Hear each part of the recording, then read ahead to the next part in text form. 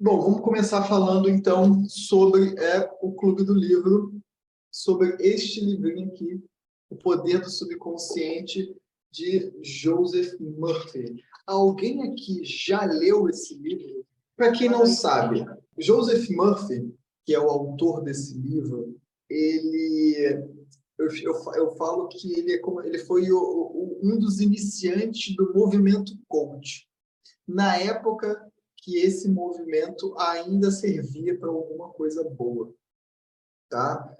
Não o que a gente vê hoje em dia, né? Antigamente, eles não se auto-intitulavam coach. Eles eram mais ligados à motivação, desenvolvimento pessoal, não tinha esse estigma do coach. Para quem não sabe, a palavra coach, esse movimento coach, surgiu com o Tony Robbins, né? Para quem conhece o Tony Robbins, ele é um palestrante motivacional e tudo mais, e ele que iniciou esse movimento coach a partir da própria profissão dele, né?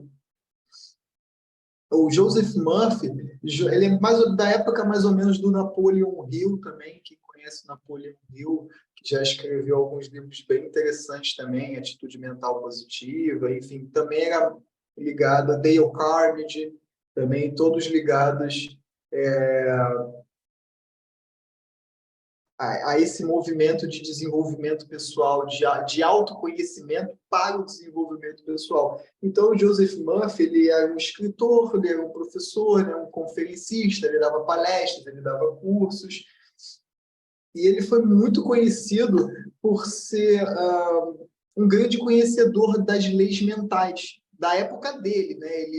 Ele era da época ele dava palestras em 1920, 25, 30, onde a psicanálise, por exemplo, estava começando. Então, ele começou, junto com outros autores também da mesma época, a falar sobre a aplicação das leis da mente, as dinâmicas da mente, para o desenvolvimento pessoal, que é um pouco do que eu faço também, tá? Esse livro, ele vai falar basicamente como que o nosso subconsciente age, né? Como que o nosso subconsciente tem a capacidade de moldar a nossa vida, né? Como que a nossa mente, ela é a grande criadora da nossa realidade material. E nesse livro ele vai explicar e vai dar fórmulas, ele vai dar exemplos, né? Tem uns exemplos no livro assim de casos reais mesmo, assim que ele fala, que eu acho sensacional, tá?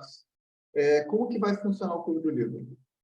Hoje é só uma aula introdutória. Hoje a gente não vai falar, não vamos adentrar o conteúdo do livro em si. Hoje é mesmo só para vocês entrarem, se habituarem, a gente vai falar um pouco sobre o livro, dar essa pincelada geral, dizer como que vai funcionar e vocês trazerem dúvidas também, tá? Então, basicamente, eu separei esse Clube do Livro em 12 encontros, né? Nós temos um total de 20 capítulos, tá? Eu separei esses 20 capítulos em 12 encontros. Já contando com esse, cada encontro nós vamos abordar alguns capítulos. Vai ter dia que vai ser um capítulo só, vai ter dia que vão ser 2 capítulos, vão ter dias que vão ser 3 capítulos, porque eu fui separando de acordo com o tema e de acordo também com o tamanho do capítulo. Porque tem capítulos que são grandes e tem capítulos que são pequenos, que falam mais ou menos a mesma coisa. Então, eu juntei para a gente poder também não... Você imagina, 20 encontros aqui, a gente ia ficar aqui praticamente um ano todo debatendo esse livro. E apesar de ser um livro muito profundo, dá para a gente conversar sobre muita coisa, dá para a gente trazer muitos exemplos da nossa vida também, não é um livro que vai trazer muito conteúdo, tipo assim, vários conteúdos. Vai trazer o mesmo conteúdo de maneiras diferentes. Ele vai falar sobre as leis do subconsciente de várias maneiras diferentes, de vários assuntos diferentes. Mas o tema é sempre o mesmo. Então, à medida que a gente for passando por cada capítulo, vocês vão perceber que a gente vai repetir muita coisa. E aí faz parte da aprendizagem. A gente repetir até, né, tem aquela frase, né, água mole, pedra dura, tanto bate até que for. Né? A gente tem que repetir. Outro dia, uma pessoa me mandou uma mensagem assim, falando, Henrique, eu dei uma visita assim, nos seus vídeos antigos, e eu vejo que você fala muito a mesma coisa, né, de uma maneira diferente. Eu falei assim, assim, tem que falar mesmo, sabe? Alguém tem que fazer esse papel de repetir, até a pessoa ir se acostumando com aquele conhecimento, a pessoa se acostumando com aquele entendimento.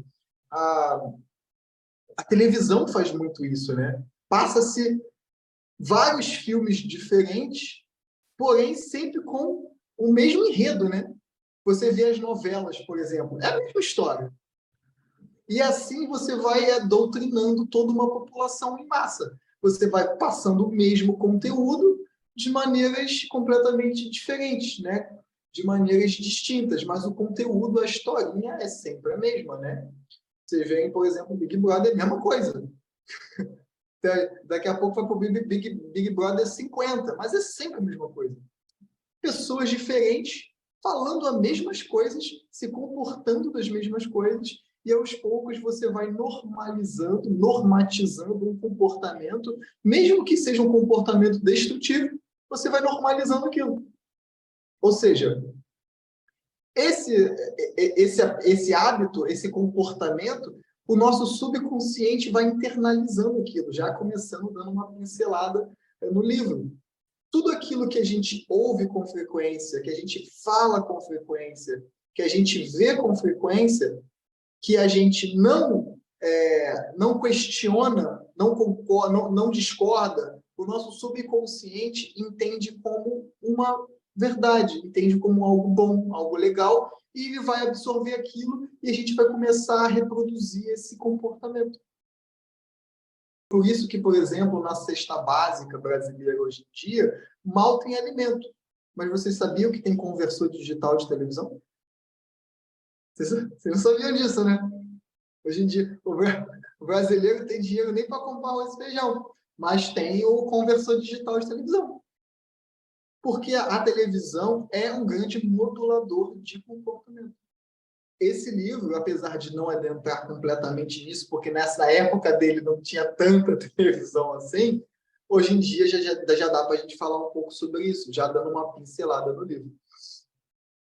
Tá? Então, para a semana que vem, a gente vai falar apenas sobre o primeiro capítulo. Tá?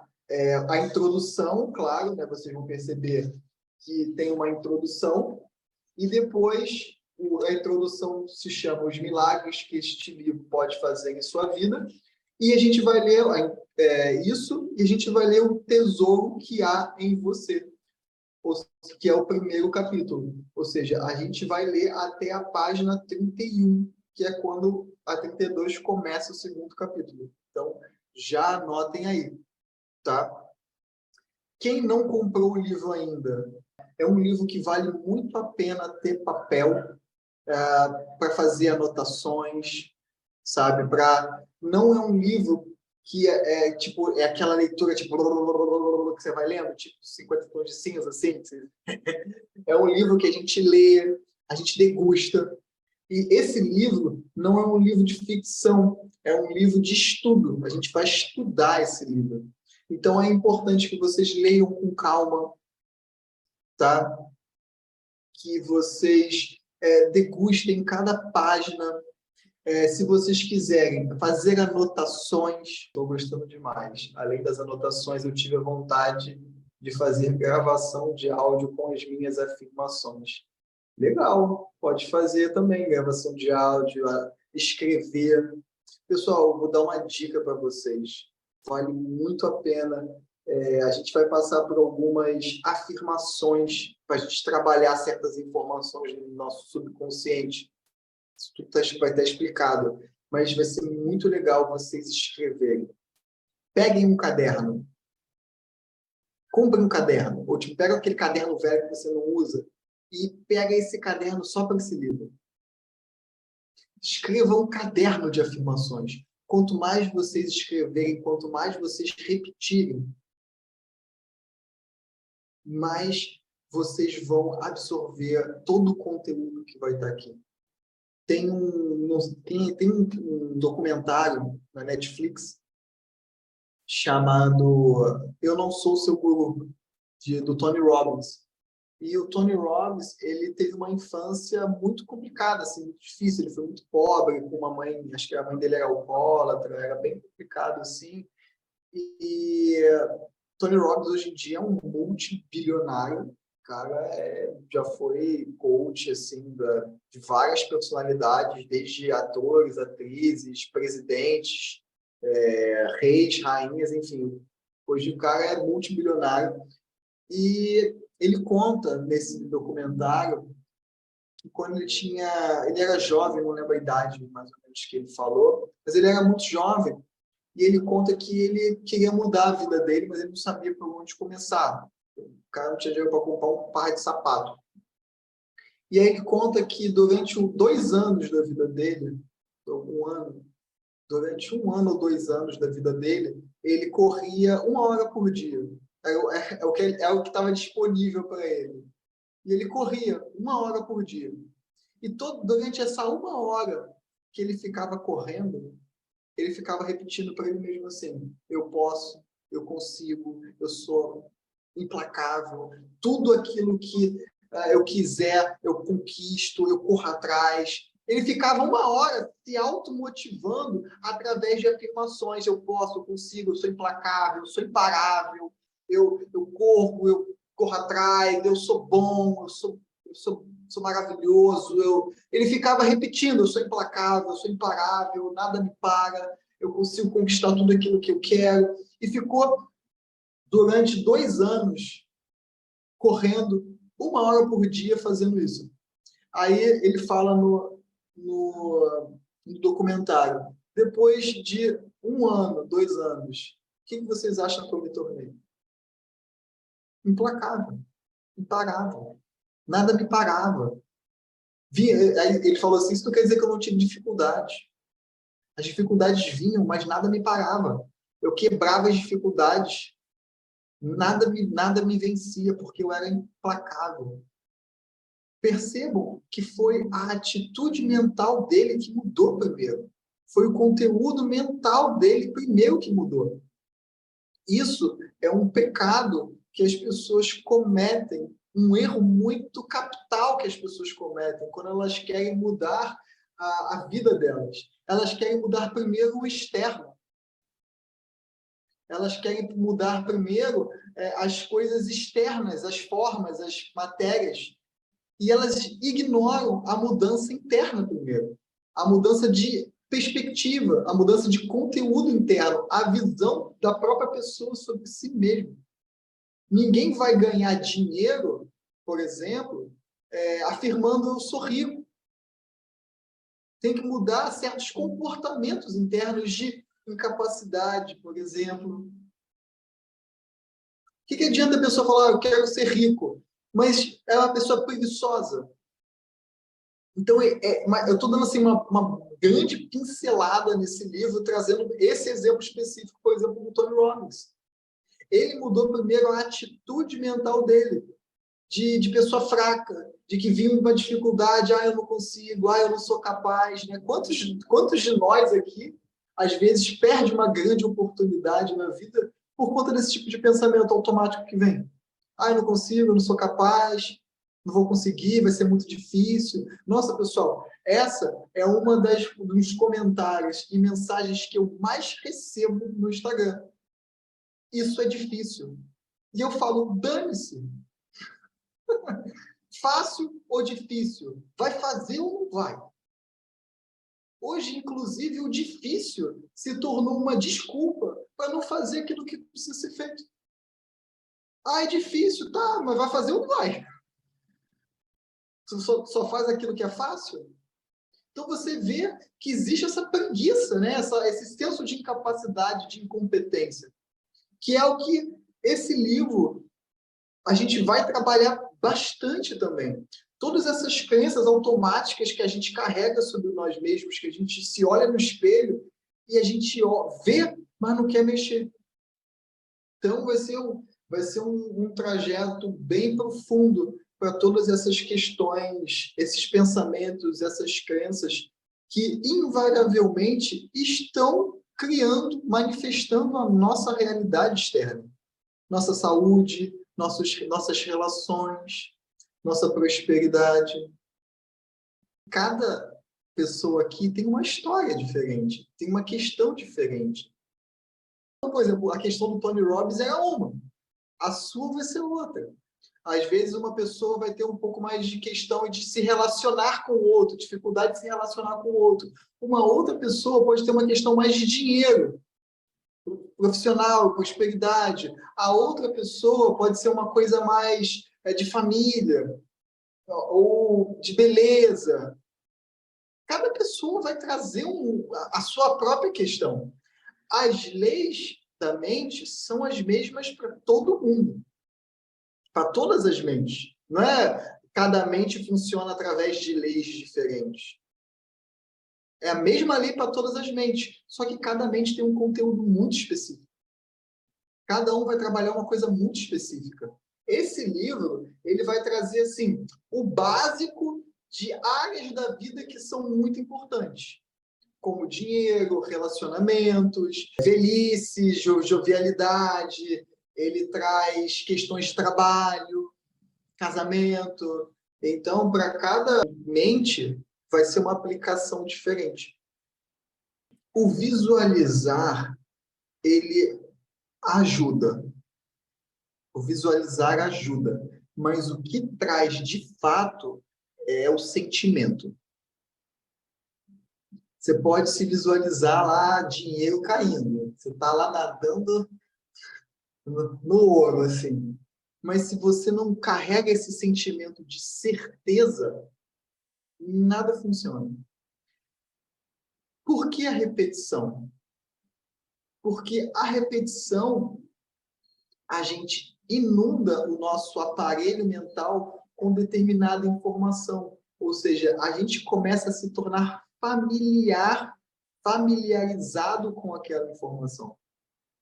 Isso, aos poucos, vai trazer emoção, vai trazer sentimento.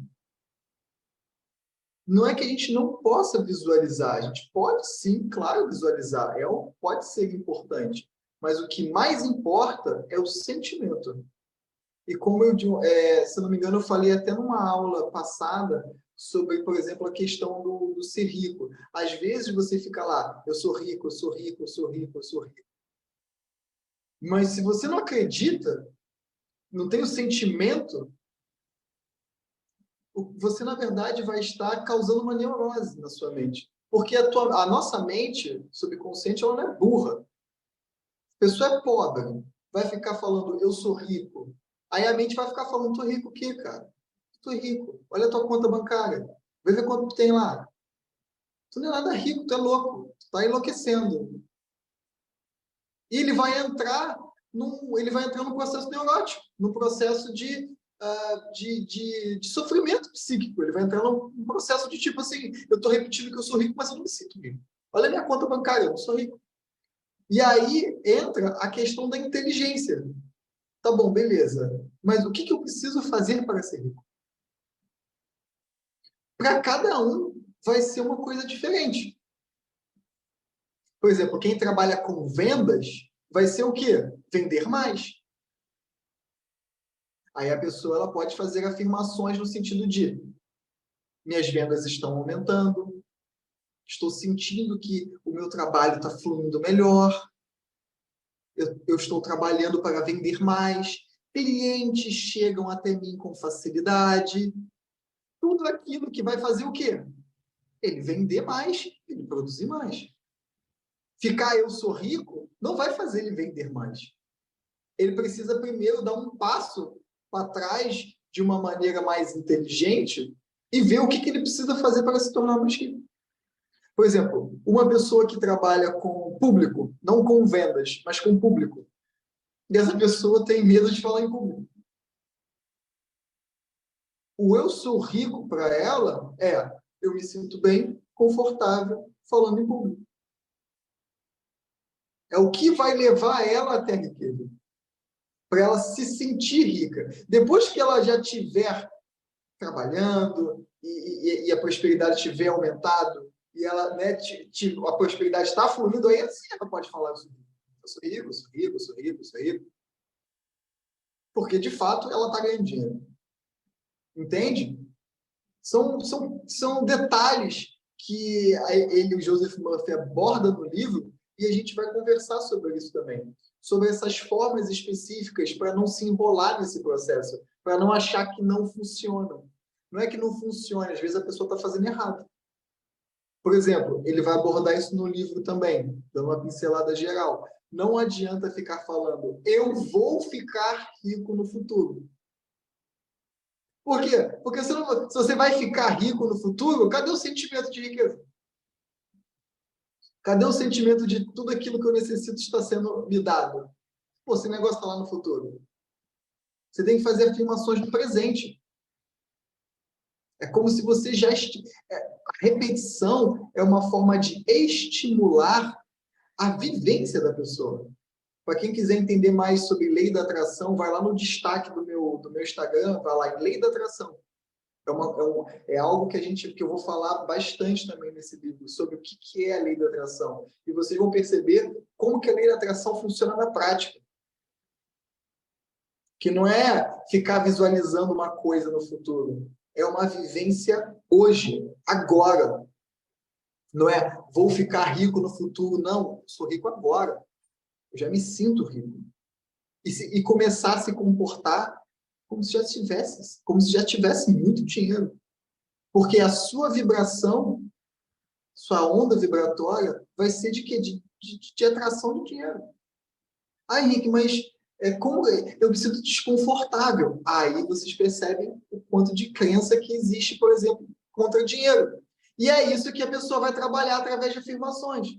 Percebe como uma coisa vai levando a outra e a gente vai abrindo a nossa mente? Conforme a gente for trabalhando? Eu estou dando um exemplo aqui de dinheiro porque é uma coisa bem comum, mas pode ser de relacionamento também. Vou dar um exemplo aqui da minha vida pessoal. No Rio de Janeiro, tem uma faculdade que se chama UERJ, tá? Universidade Estadual do Rio de Janeiro, uma faculdade pública aqui do Rio, e pelo menos na minha época de estudante, era muito, muito concorrida, né? Você tinha que tirar um conceito muito alto. E eu lembro que na época que eu fazia pré-vestibular, a prova era num dia, e aí teve todos aqueles preparatórios e tudo mais. Eu vou ser bem sincero com você, né? Nessa época da minha vida, eu era muito jovem, nessa época da minha vida, eu não sabia muito bem o que eu queria fazer da vida, assim. Eu não sabia muito bem o que eu queria estudar, eu não tinha ainda um norte meio formado para isso. Então, assim, eu não me dedicava muito para vestibular, sabe? Eu ia para aula, estudar, assim, né? Participava, assim, mas assim, eu não estudava, não estudava, assim. Não era uma coisa que estava ali nas minhas prioridades.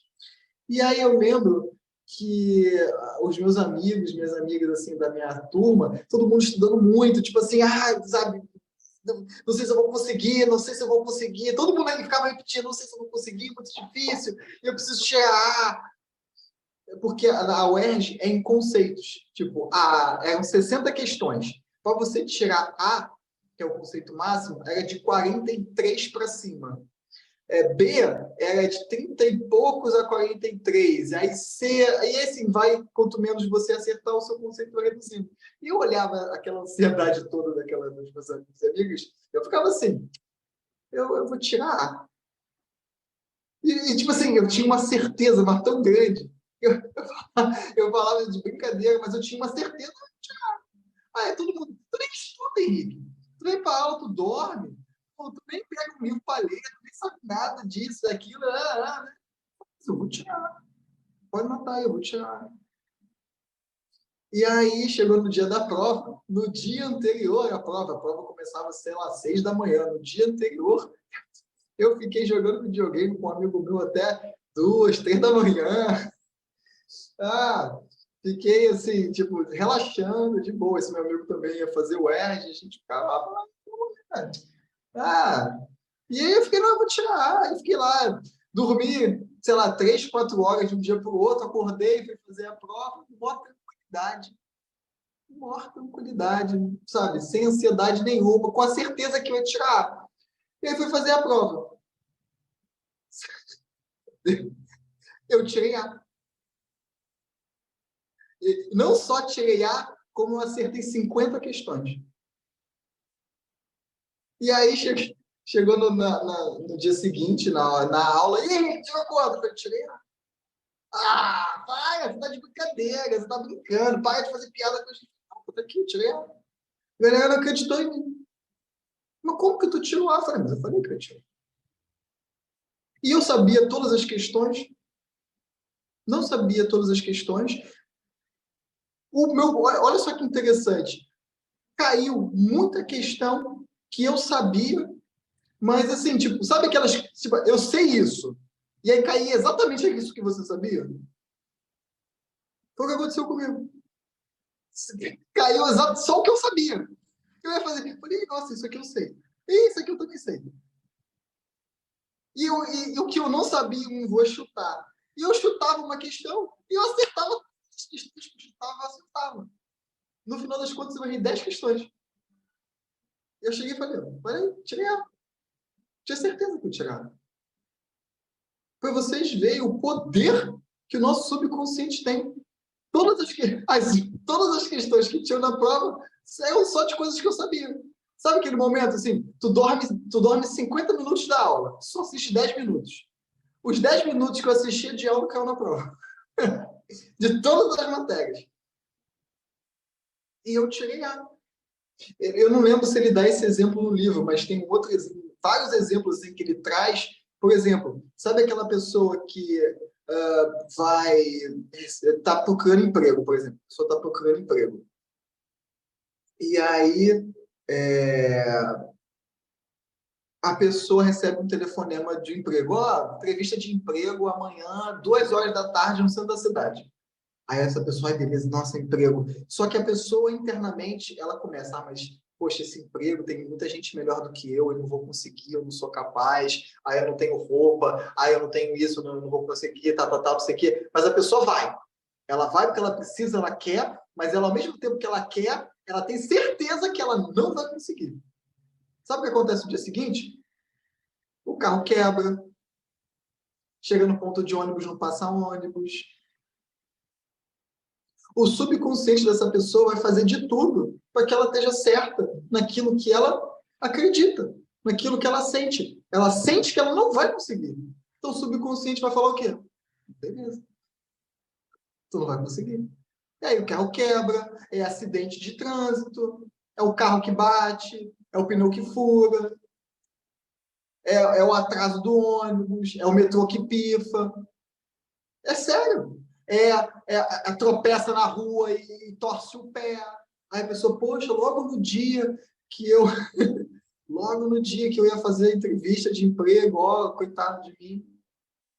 Aí tu vai conversar com a pessoa, tu vai ver o sentimento dela. Eu tinha certeza, eu já sabia que eu não ia conseguir, né? Aí vocês devem estar passando um filme na cabeça de vocês agora, de todas as situações que vocês acreditavam, não vou conseguir. A pessoa manda mensagem para mim, Henrique, meditação é muito difícil, eu não vou conseguir. Porra, essa pessoa vai meditar, mano, o corpo dela vai doer até dizer chega. Porque o próprio corpo dela vai criar motivos para ela não conseguir. Agora, senta para meditar com a certeza de eu vou meditar. Vou ficar aqui, sei lá, meia hora, 1 hora, e não adianta, não adianta, mente. Não adianta me perturbar. Eu vou ficar aqui e pode ficar aqui. Você pode reclamar, você pode fazer o que você quiser. Eu não vou levantar e acabou. Vocês vão ver a mente de vocês e falar assim, cara, eu não vou falar nada. Deixa ela meditar.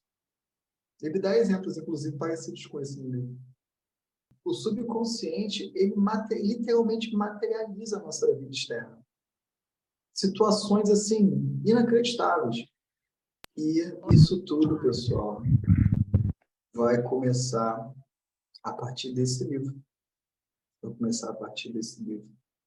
Se vocês levarem esse livro a sério, se abrirem mesmo assim para o livro, para tudo que isso aqui ensina e realmente entender com profundidade, cara, esse livro de fato ele pode fazer milagres assim na vida de uma pessoa, tá? E a gente vai debater aqui tintim por tintim. Por que vocês acham que os gatos são tão easygoing? Porque eles têm certeza que alguém vai cuidar deles. E realmente, né, tem alguém que cuida deles. Ela falou, me sentia desconfortável porque não sabia se estava visualizando ou fantasiando. A diferença entre um e o outro está no sentimento, né? A imaginação é uma ferramenta para a gente entender aquilo que a gente quer, se é aquilo que a gente quer mesmo. Então, a gente usa... Quando que a imaginação se torna uma coisa ruim? Quando a gente se perde na fantasia. Ou seja, a gente fica vivendo uma realidade paralela e foge do momento presente. A gente não utiliza a imaginação, a visualização como uma ferramenta, e sim como uma fuga. Você foge do momento presente para viver aquela fantasia. É uma coisa completamente descabida. Agora, a visualização, você visualiza, sente e solta. Traz o sentimento daquela visualização. Por exemplo, vamos supor, você quer morar num lugar melhor, né? Você quer morar numa determinada casa, só de exemplo. E aí você visualiza essa casa. E ao visualizar essa casa, cada detalhe da casa, você vai sentir o sentimento de como você estivesse vivendo nessa casa. Esse sentimento vai ficar impregnado em você. E aí, ao entrar na sua casa hoje, você entra com o sentimento de como se estivesse naquela outra. Entende? Então, a imaginação, a visualização é para mudar esses estados de consciência. Você visualiza para trazer o sentimento. E aí você vive com aquele sentimento aonde você estiver. Isso são pequenas dicas, né, que o livro vai dando, que a gente vai conversando sobre isso também. Então, imagina, visualiza. Você vai se sentir de uma determinada maneira. Pega esse sentimento.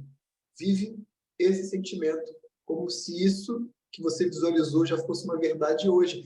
Ah, Henrique, mas eu não estou naquela casa. Não interessa, é o sentimento.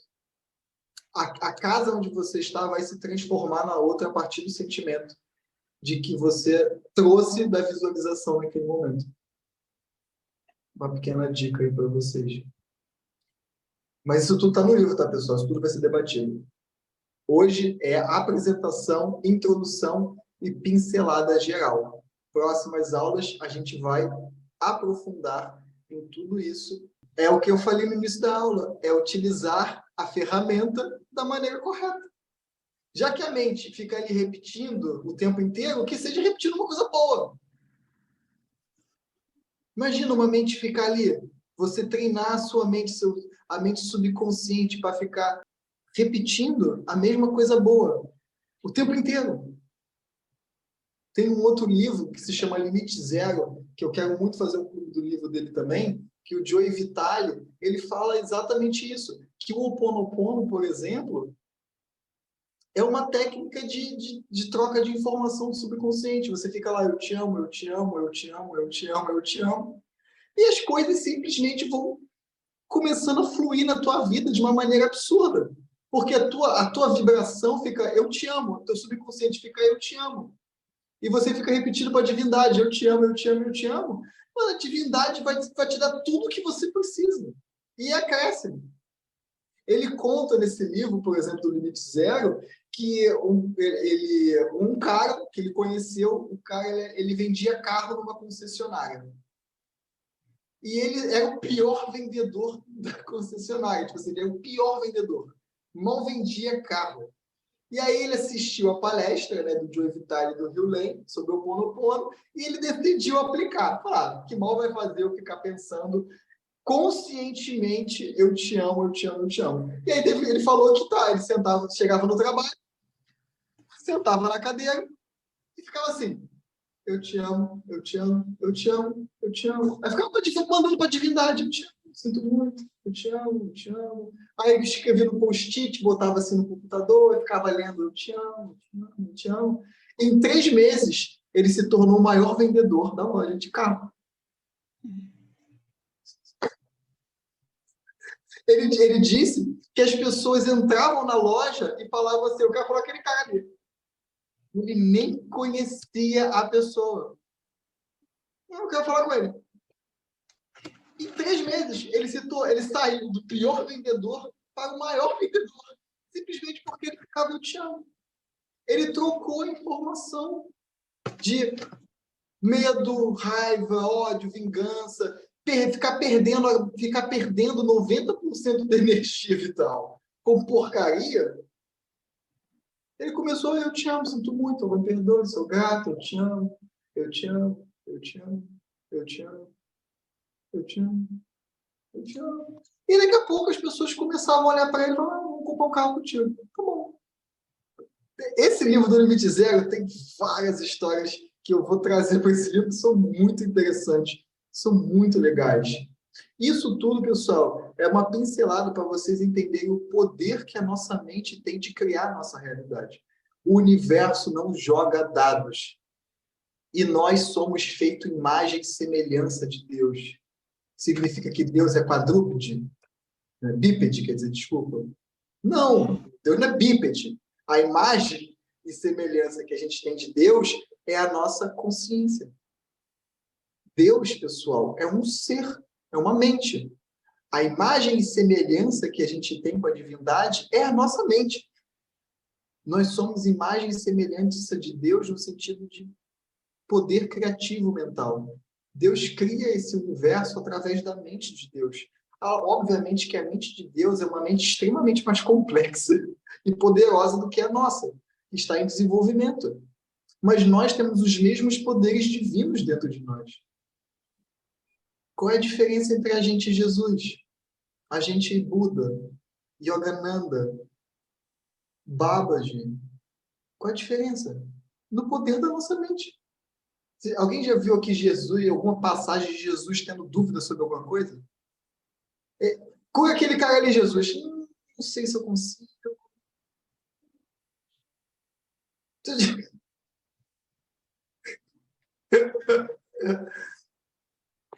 Tem passagem da Bíblia, por exemplo, que Jesus estava lá com os discípulos e aí chegou um cara e falou assim, Jesus, o meu Senhor, ele mora em outra cidade, está doente. Será que o Senhor poderia curar ele? Aí Jesus, claro, e estava levantando para ir até o cara. Aí o que chegou falou, não precisa levantar, não. Eu sei que só se você intencionar já funciona. E aí Jesus falou o seguinte, eu nunca vi um homem de tanta fé quanto eu já vi nesse rapaz aqui. Jesus não precisa nem levantar, não precisa levantar, não. Só intenciona que eu já sei que já está bom. Jesus falou, esse aí entendeu tudo. Jesus falou, eu nunca vi tanta fé em toda Galiléia quanto nesse homem aqui. Ele entendeu. Se vocês quiserem depois, pesquisa sobre um homem chamado Joel Goldsmith. A história de Joel Goldsmith é muito interessante também. Porque ele conta isso, as pessoas ligavam para ele, Joel, meu tio está doente. Ele, para. Tem ninguém doente. Pode parar. Para agora, não repete isso, vai dormir. No dia seguinte, o cara ligava, meu tio melhorou. Tem uma história do professor Hélio Couto também, que eu adoro, o professor Hélio Couto, que ele conta, que é muito engraçado. O cara chega para ele e fala assim, professor Hélio Couto, a minha impressora não está funcionando. Aí o professor Hélio Couto, pode parar, não repete, cala a boca, fica quieto. Volta para o seu trabalho, a impressora vai funcionar. Não fala, vai funcionar, eu estou falando que vai funcionar, pode voltar para o seu trabalho que a impressora vai funcionar. Nossa, Hélio, sério? Estou falando, vai, já está até funcionando, você está aqui perdendo tempo. E aí o cara foi para o trabalho, apertou o botãozinho, a impressora funcionou. Todo esse universo, pessoal, é uma criação mental divina. Deus está constantemente produzindo esse universo, colapsando a onda desse universo. E nós somos imagem e semelhança de Deus. Ou seja, nós temos esse mesmo poder dentro de nós, na nossa própria mente. Esse livro, a gente vai aprender de maneira básica isso. A manifestar. Tipo, vou tirar A na prova da UERJ. Vou tirar A. Nunca estudei, não estudou nada. O que eu precisava, eu estudei. A partir do próximo encontro, eu vou contar várias histórias de Yogananda também. Yogananda, sabe qual é a palavra, sabe qual é a frase que ele mais repetia? Não preciso me preocupar com nada. Deus cuida de mim. Deus me dá tudo que eu preciso. Essa era a frase de Yogananda. E tem umas coisas que aconteceram na vida de Yogananda que são inexplicáveis. Que eu vou trazer algumas histórias também. São inexplicáveis, assim. E a frase que ele mais falava era o quê? Deus me dá tudo que eu preciso. Deus me dá tudo aquilo que eu preciso. Tudo que for necessário para mim, Deus me dá. Yogananda fez uma faculdade inteira sem pegar no livro.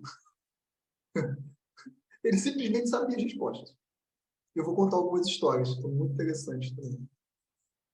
Todo mundo animado, animada com esse livro? Depois dessa aula de hoje, vai todo mundo comer esse livro, né? Como assim? Que isso? Pessoal, o universo não joga dados. Tudo segue uma ordem. Ao ler esse livro, a gente vai aprender a criar o nosso universo. Criar a nossa vida. Para a gente viver uma vida plena, digna, feliz, alegre, próspera. Para a gente deixar de ter uma mente débil, para a gente aprender a ter uma mente poderosa, uma mente coesa.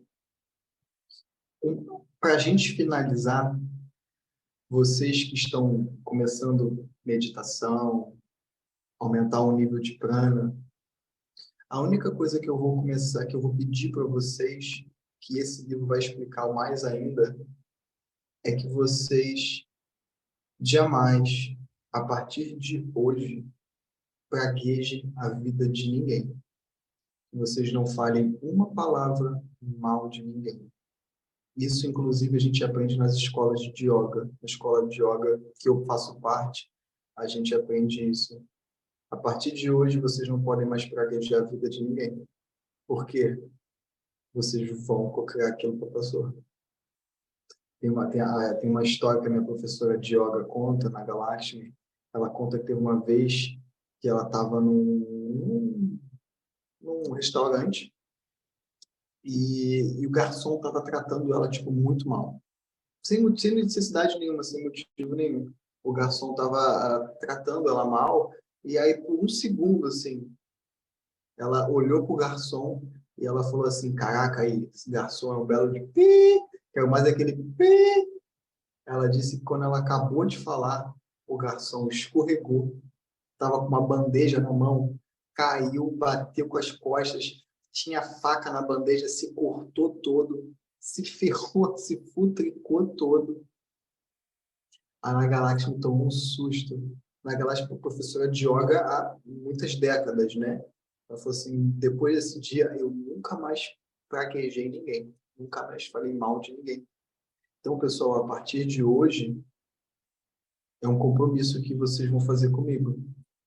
Eu vou ensinar para vocês tudo o que eu sei. Mas eu vou pedir que vocês, a partir de hoje, não praguejem mais a vida de ninguém. Não falem mal da vida de ninguém. Ah, mas ele me deu um tapa na cara. Cara, bem, pega tuas coisas, vai embora, sai, Deus abençoe, vai viver tua vida, deixa a pessoa. Mas que vocês prestem bastante cuidado nisso. Porque se vocês praguejam a vida de alguém dessa maneira, vocês podem ter certeza que vocês vão manifestar a mesma coisa na vida de vocês. A minha diversão é abençoar as pessoas. Adoro. A pessoa manda aquele comentário, assim, aquela mensagem, fala, vem cá, Deus te abençoe. Mas Deus te abençoe, não interessa. Eu não estou fazendo isso por você, eu estou fazendo por mim. Eu não vou entrar na tua vibração. Deus te abençoe. Tá bom? Vocês vão entender o porquê que eu estou falando isso à medida que a gente for lendo esse livro. Mas, desde já, eu já faço esse pedido para vocês. Não praguejem a vida dos outros, não falem mal de ninguém. Segurem a língua. Vocês podem falar fatos. Fulano fez isso, isso aconteceu. Mas não desejem o mal para ninguém. Então, pessoal, é isso. Por hoje é só.